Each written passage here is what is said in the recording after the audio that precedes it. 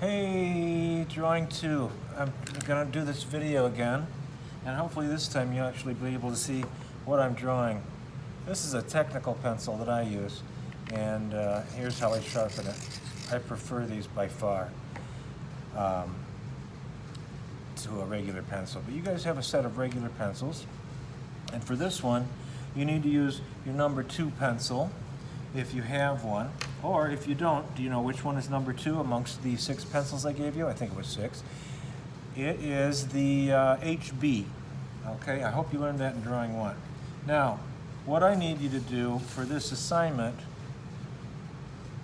is to start drawing the eye, and before we can do that, I'm going to draw the rectangle that it goes in. I want you to draw it exactly the same size or bigger. If you're feeling adventurous, you want to make a proportionately larger rectangle, you can do that. But what I'm going to show you is how to make it the exact same size. Now, the exact size of the eye rectangle, the photograph, is this. So what I'm going to draw is this rectangle now. Okay, I'm going to show you how to do that with a ruler. Now, hopefully we have looked at the parts of the ruler example on the internet already, because I want to, first I want to say how important using the ruler is. I use it so much in daily life. I use a ruler, a measuring tape, whatever. I really can't tell you how important it is to learn how to read a ruler. I teach that when I teach Drawing 1, but I didn't have you guys in Drawing 1. So I don't know how much you know. All right, so the first thing we've got to do, we're going to do a 7-point, a little over 5.5 inches rectangle. And since the paper's 9 by 12, the first thing I did was position my ruler parallel to the edge. Now I can do that visually. If you don't have that ability, then I would suggest just measuring down maybe 1.5 inches or 2 inches, and then doing the same over there, and then you know your ruler's parallel. Did you see me bump it there? Can you notice how it is not parallel right now? You see how this space is bigger than that space? I hope you can. Anyway, I'm really good at visually measuring, and that's a skill you'll need to draw. Now I need to draw a 7-inch line, and so if I want to draw it right smack in the middle of the paper, then all I have to do is subtract 7 from 12, and that's 5, and then I divide that in half, and that is 2.5, and I draw a line to 9.5. And then I have a 7-inch line that is centered on the paper. See that? Hold on, I'm looking at the video. Yes, I can see that. Okay, I want to make sure I'm not wasting my time again. And I will be drawing lines darker than you should be drawing. And I was debating right now whether I should use a pen or not, but I'm now going to measure. I'm going to show you another way to measure. If you have an irregular measurement like this, it's just a hair over 5.5, I hope you can see. So what I'm going to do is flip the ruler over, and I did this already when I made the first video, and I'm going to make a mark where the top of that is. Now I don't need to worry about reading the ruler. I just know that the photo is this high. Now I go back to my drawing, and I first make sure I'm moving my paper because I'm trying to look at this phone and make sure you can see what I want you to see. I make sure my ruler is parallel to the side of the paper. That looks pretty good. Another thing that can help you is that the ruler is a parallelogram and its corners are right angles. I'm telling you, geometry is another important thing to know for drawing. So if you take a geometry class, pay close attention. Now I've got to tell you, I don't use a whole lot of algebra in my life, but I do use lots of geometry as well as ruler or measuring devices. Okay, so I drew that line, and now I am moving on to the other side.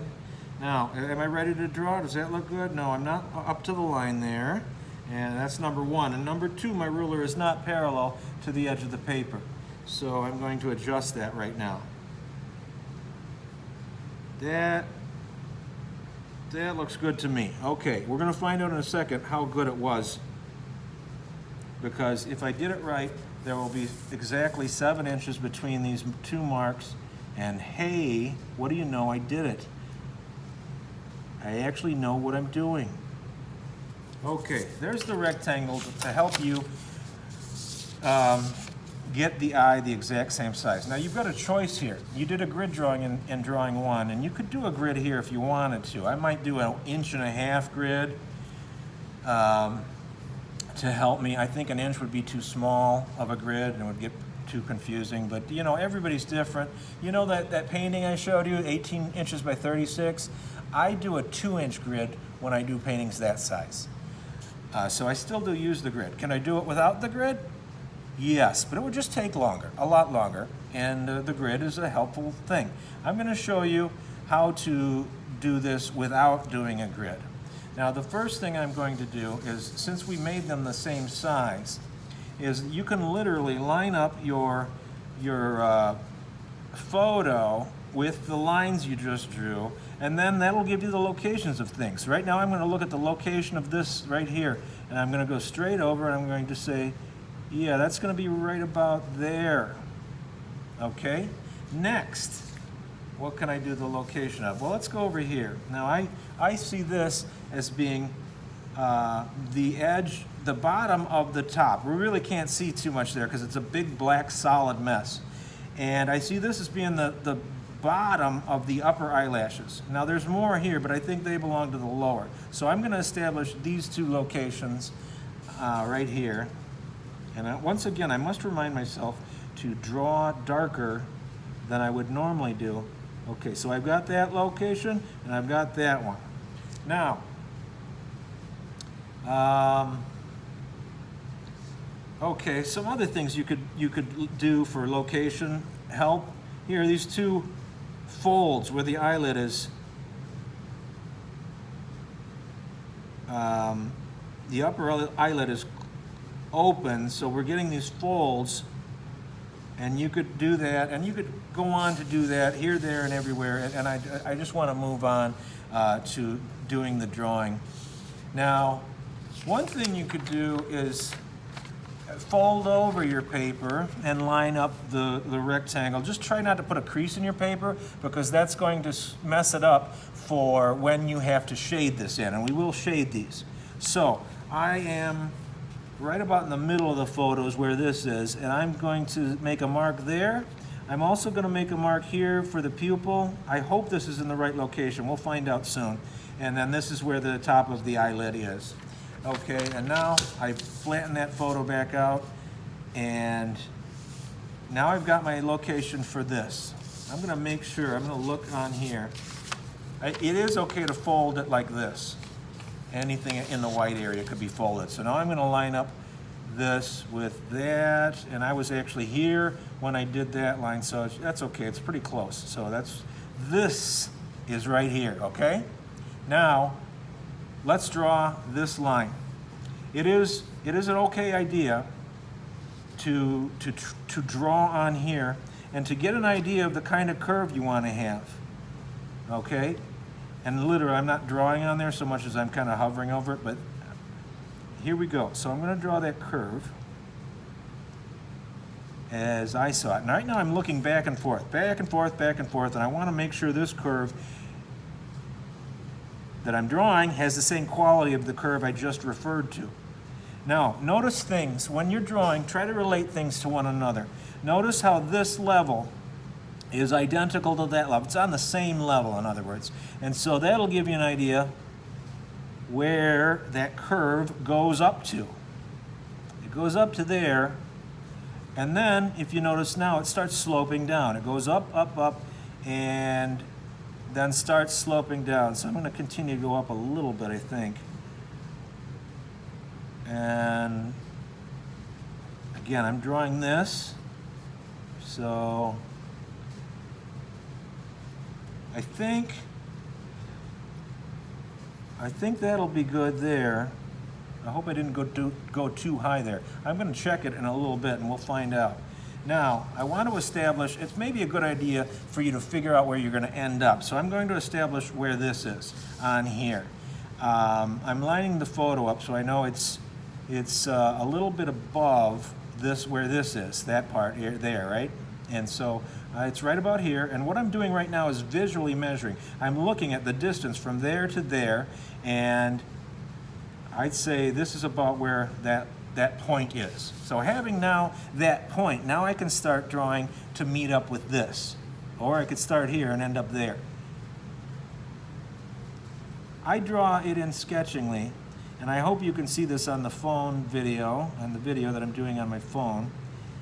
All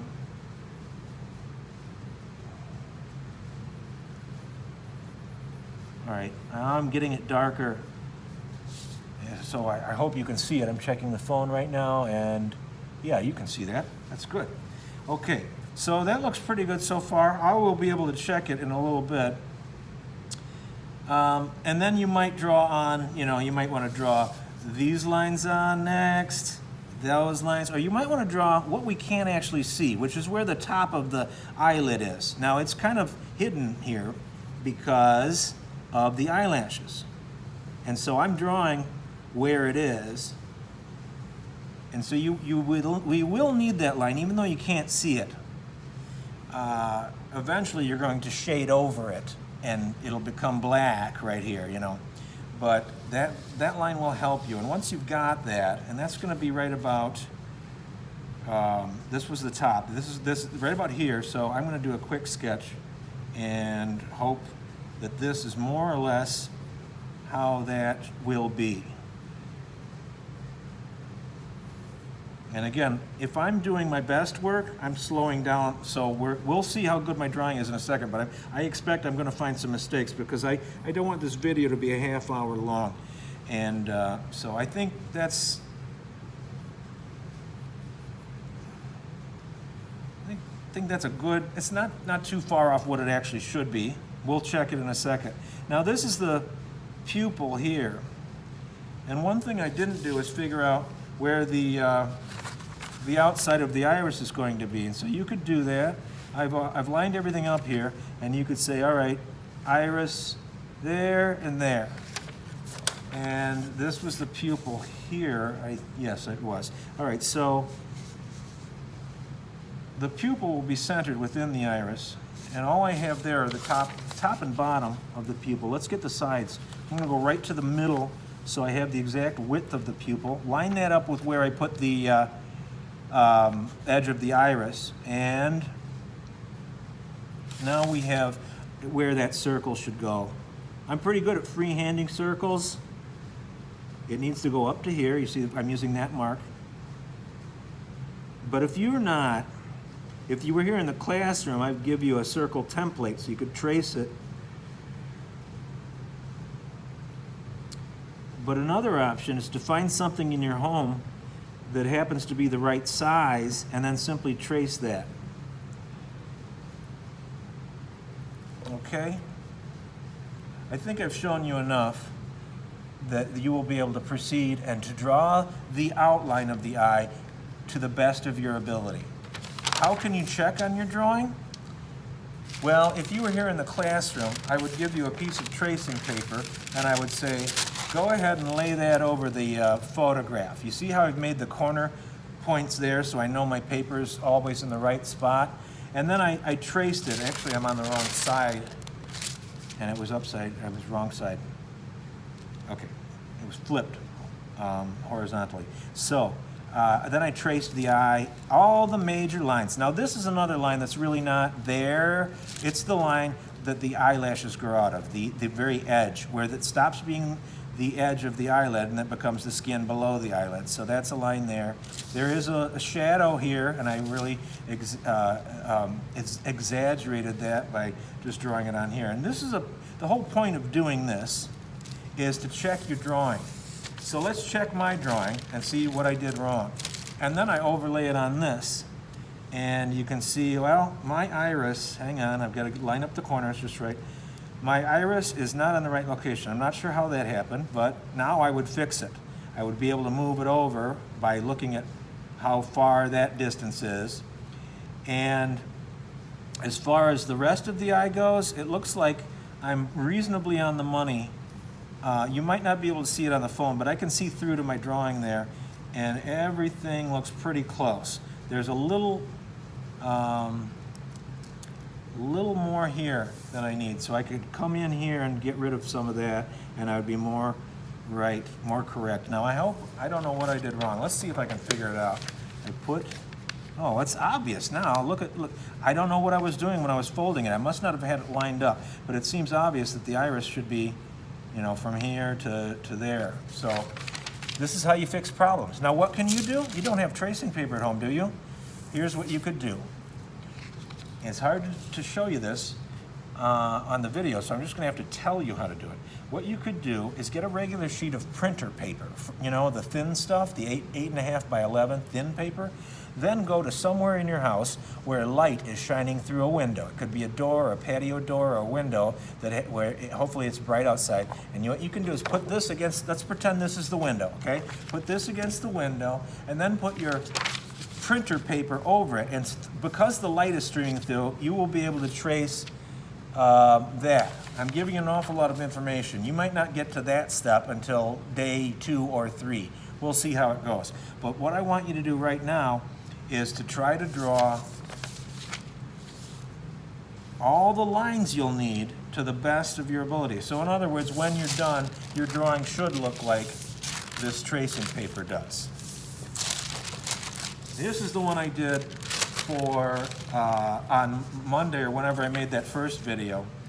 And I'm going to show you, I did better on that one. I didn't draw the pupil or the iris curve in, but this one was much, well, I guess it was about the same really. I've seen a little bit off here.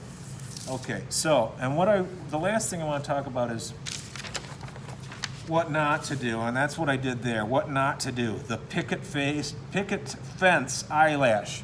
I've seen them from students. Just bear in mind, don't get overwhelmed. You don't have to, nobody's cracking a whip and saying, get all those eyelashes drawn today.